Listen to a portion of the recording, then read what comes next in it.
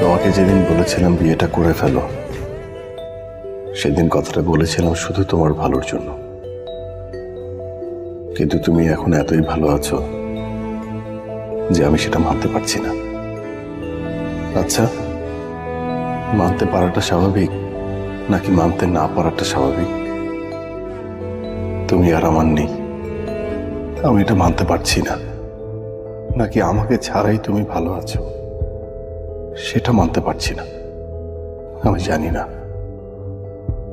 তোমার বিয়ের আগের দিনও আমি ঠিক ছিলাম, কিন্তু কবুল বলার কিছুক্ষণ আগে this is the end of our story লিখে পাঠানো তোমার শেষ মেসেজ আমার সবকিছু এলোমেলো করে দিল। আমি হারিয়ে ফেললাম তোমাকে। মনে হলো দুই বেলা দুমুঠো ভাত খেয়ে এক রুমের এক ঘরে জীবন কাটিয়ে দেয়া এই কষ্টের কাছে কিছুই না। সেদিন থেকে এই পর্যন্ত বুকের বাঁ পাশের চিনচিনে ব্যথাটা আমার একটুও কমেনি। আমি তোমাকে প্রচন্ড মিস করি ত্রিনা। আমি চাই তুমি ভালো থাকো,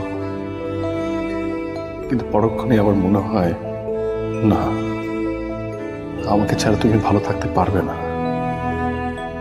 তোমার উপর আমার এক আকাশ অভিমান। কেন যেন মনে হয় তুমি আমাকে ভুলে গেছো, ভুলে গেছো সেই সব দিনগুলোর কথা। তোমার কোনো কিছুতেই আমি নেই। তোমার কাছে এই চিঠি আমার কাগজে কলমে না, মনে মনে। তুমি কি শুনতে পাও? শুনতে যদি পাও তাহলে শেষ একটা প্রশ্ন। আচ্ছা, আমার কথা কি তোমার একটু মনে পড়ে না?